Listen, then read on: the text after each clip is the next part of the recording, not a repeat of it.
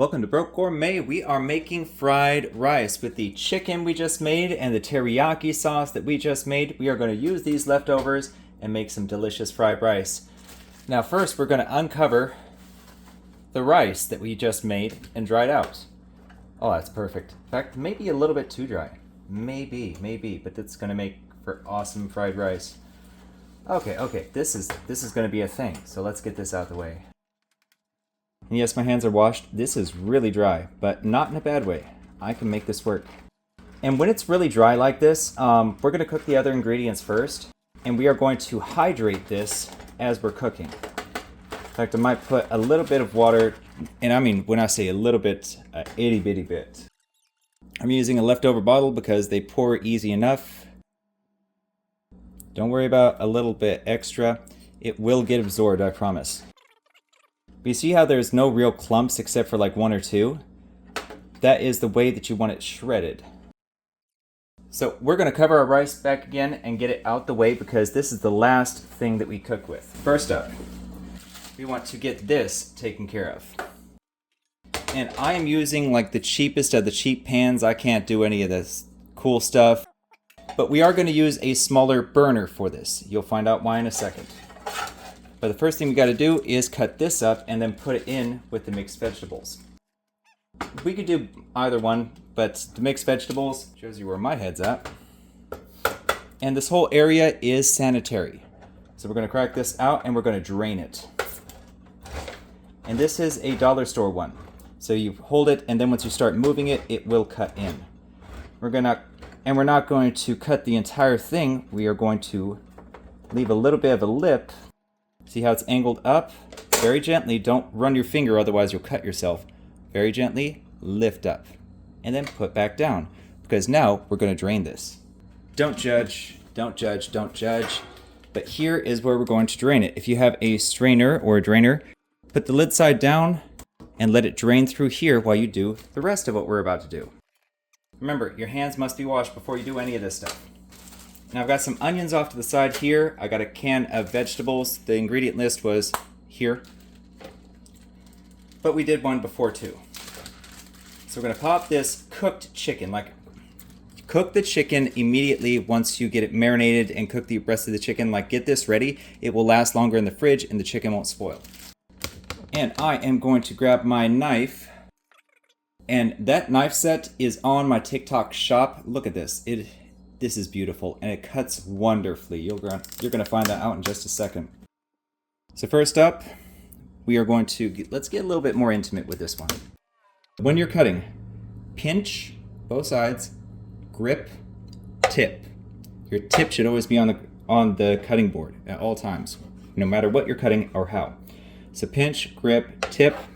We're going to grab our chicken right here, open it up, lay it to the flat side because this side right here that's less shiny, this is the skin and smoother side. It's harder to cut. Your knife is more likely to skid over it. But this side is easier to cut, period. So pinch, grip, tip, and then we are going to let the knife do the work. So claw, and then knife against knuckles. And if you're going a little wider, okay, let the knife cut in first, and then press down as you're going forward. You can use it like a saw if you want to. This is a really sharp knife, and I'm going gentler than I normally would. You can put a little bit oomph in it, but my fingers, they don't go anywhere close to the knife unless my knuckles are up against it. But this knife is wonderfully sharp. And you can always guide your cut by pulling it back and then pressing down and going back and forth. You don't have to go extreme, you don't have to force the cut. And this time, we've got two ways of doing this. I can claw this and hold it against my finger. That's a little bit awkward. So I can either put the knife here and pinch, or I can pinch and slide the knife through. I'm familiar enough with my knife that I can do this without poking myself, but I have poked myself more than once going through that hole. So we're going to put the knife down first, and preferably tip down. And I'm still pinching and gripping. So tip down, pinch both sides, and that's what's going to hold the meat in place. Beautiful, right? And then we're going to turn this off to the side. We're going to claw it all together. And same difference, pinch, grip, tip. And I want pieces about that big. But you see, my thumb could have been underneath the knife. We don't want to do that. So that's why we need to claw this. My bad habits should not affect you. And I'm clawing it with my knuckles down like this on top. That way I guarantee that my nails and thumb are out of the way. That piece is a little bit big. I'm just going to do the slide. And I apologize for the angles. I'm going to work on getting them better. Now I have a freshly washed bowl that I'm going to put everything into. So there's a couple ways of doing this. I can grab it and put it in. My knife should always be on the cutting board or somewhere where it can't harm me. But I'm going to use this knife, and we're going to use the back side of the knife, not the cutting side, the back side. And we are going to very gently move this piece by piece in here. We're not in a rush. Dinner's going to come no matter what. But, oh, the one thing I should have done is I need to turn my front skillet onto, I'm going to turn it to 7. I'm going to let it start heating up. Ooh, that's a big tip. Make sure that this is always out of the way from being bumped. The last thing you want is a hot skillet dropping on your foot. Now, with most pan sets, the same lid for a medium-sized pot. See, that's a perfect fit. So let's finish scraping this off now that that is starting to heat up. In fact, I kind of want to make these a little bit smaller. Pinch, grip, tip. Always be in full control of your knife. Pinch, grip, tip, whoop, and then pinch both sides. You could slide it like cutting paper. There's 101 different ways to hold your knife, but the big thing is you're going to develop a relationship with your knife. And you can sometimes see I casually do this. I'm going to do these ones by hand and back of knife. Now, the fun thing that's happening right now, all of our vegetables drained. So we're going to throw these in here too. And this can of vegetables actually has most of the stuff I want, except for these. I have become error. But that's all right. I'm going to throw this into my soup a little bit later, and I'm going to take all these potatoes out of here. I forgot that this had potatoes. And I'm super glad I washed my hands. What? Who saw that coming? I thought those were lima beans. Oh, there are lima beans. Cool. And it's good that I make mistakes like this. That way you can see for yourself. But no, this is going to go great with a soup that I'm going to make in probably, I don't know, an hour. Cool thing about fried rice is it's easy to freeze. There we go. Like you can actually meal prep fried rice. There's plenty of protein, there's plenty of veggies. And the cool thing about this is that is still heating up. And what we're really doing is just going to flavor the mixture right here. We're just going to flavor this. I'm going to add my onions to it. In fact, might as well do it right now. We're just basically heating it up and adding it to everything else. But for the moment, we're going to leave this alone. This we're going to hold off to the side, but we are going to get a spoon ready so that we can shell it out when we're ready for it. We don't want to be dancing around and trying to figure out things while we're going. I have the option, I do have, I'll show you over here, that is sesame oil, okay? And that is olive oil. I'm going to use olive oil. Don't hate me for that. I say do the original recipe and modify it as you go. Clean up after yourself. Dude, what's wrong with you? Why are you so sloppy? Why are you doing what you're doing? Like, everything's wrong with you, man. Ooh, and she's just about ready, too.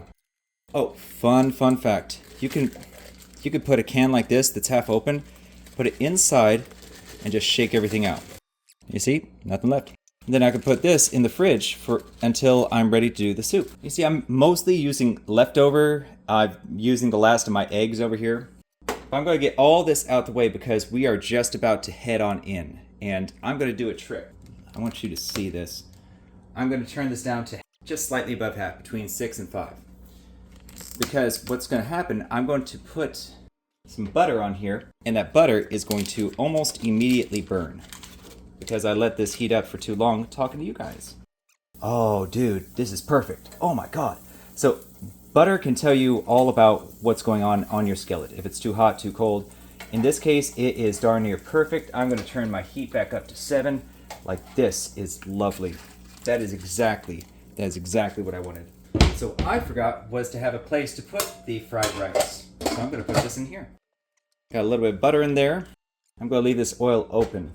So the first thing we're going to do is we're going to flavor our mixture. I want to get that zoom right.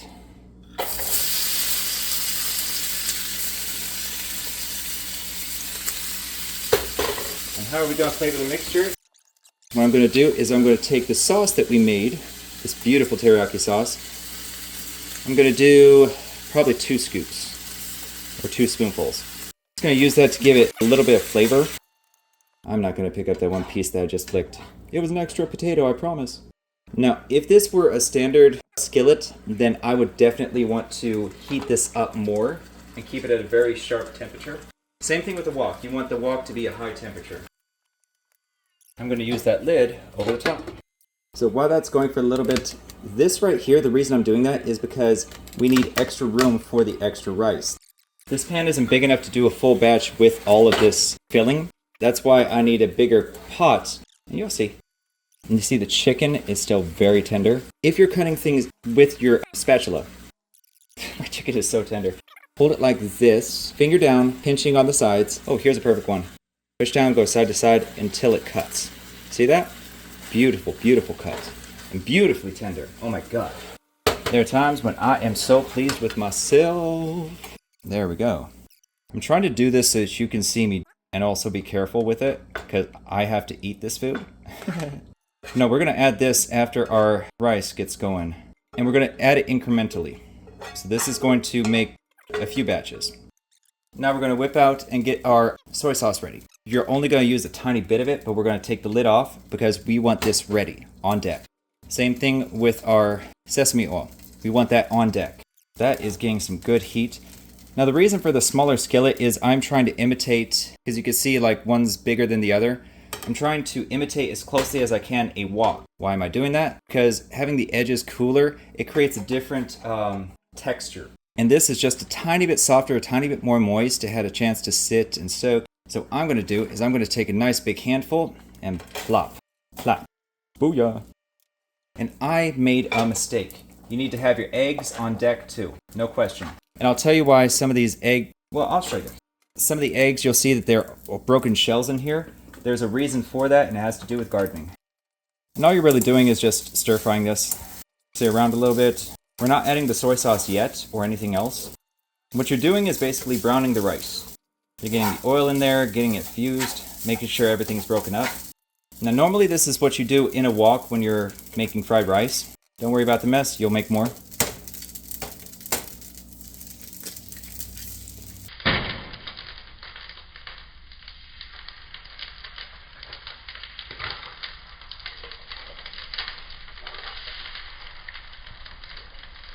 Put the egg right in the center. Now what we're going to add, or what I'm going to add on here, is I'm going to add a little bit of salt. I'm going to add some black pepper. It adds a little bit of extra texture. And right about now, I'm going to start mixing it. Because the goal is to cook the egg, but also keep the egg separated. Right now it's soft, it's cooking on the bottom. I'm just cutting it up as it's soft. And about now is when I would start adding everything else to it. Just mix it right on in together. And you can see I'm probably not doing it very fluidly here because it is an awkward pot. I used the most uncomfortable one to cook with. To show you, you can make really dang good fried rice in a small thing. So next up, you're going to take a spoonful. Ah, that hurt. This is genuinely hot. Let's see, that amount of rice, we're going to use half. We're going to mix everything together. And be gentle, don't be quick. We're not in a rush. We don't need to spill things and shoot things around. This is fried rice, this is precious cargo. See how it's already starting to look like an actual fried rice you get at a restaurant? Everything here is cooked. Fried rice is like risotto. It is a leftover dish. Meaning you're supposed to be using leftovers when you make it. So right about now, what I'm going to do is I'm going to hit it with a little bit of soy sauce, and I mean just a few splashes. All we're trying to do is tint the flavor and add a little bit of color to it. A little bit of the caramel color. If you want to add some extra flavor, you can add some more of the teriyaki sauce. I'm not going to. And this smells so good. So good. Now, sesame oil, we're going to add that in just a second. Also notice, I'm moving things from the center to the sides and then back to the center. That's because the center is where the main focus of heat is. If you ever want to just like impress somebody or whatnot, like give them that knowledge. But the big thing is when you start seeing a lot of the moisture drop out and it starts getting dry, that's when you want to add your soy sauce and wrap it up. And come on. It's barely showing anything, but I added just a tiny bit of soy sauce. We're talking about 5 drops worth. I'm going to take a sniff. Nope, we need more. I'm going to turn the heat down to about 5 now because I don't want these things to overcook. And remember, you can always add more, not less. So I'm adding that. I am adding more of this. And then I'm going to call this a wrap and get the next batch in here. That was pretty reckless. Don't do what I just did. And if you want to see fried rice from a cast iron skillet, I've got a cast iron. I can do that.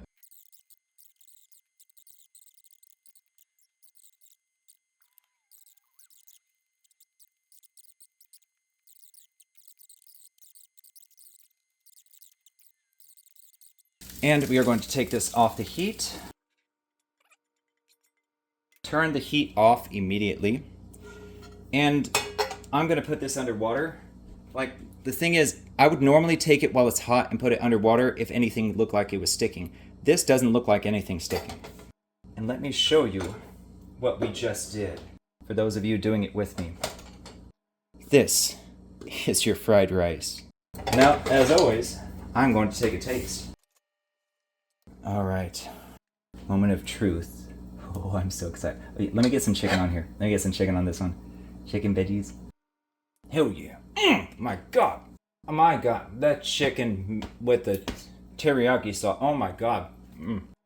This is so unnecessary. Oh my God. My God. This. I have not lost my touch. So this is fried rice that you can make yourself using your leftovers. It's amazing. So if you want to keep on cooking with me and eating with me, dude, let's eat good. Welcome to Broke Gourmet, baby. And like, subscribe. Sorry, I'm still chewing. But like, subscribe. I'm going to bring you more recipes. And if you have been following me, you realize like I'm cooking exactly what I'm eating for all of you. So that you can do the same thing. So if you follow me on the recipes, it's basically how I'm extending my budget. So, but I'm going to eat this fried rice like it's no tomorrow. Oh my gosh. And as always, stay amazing.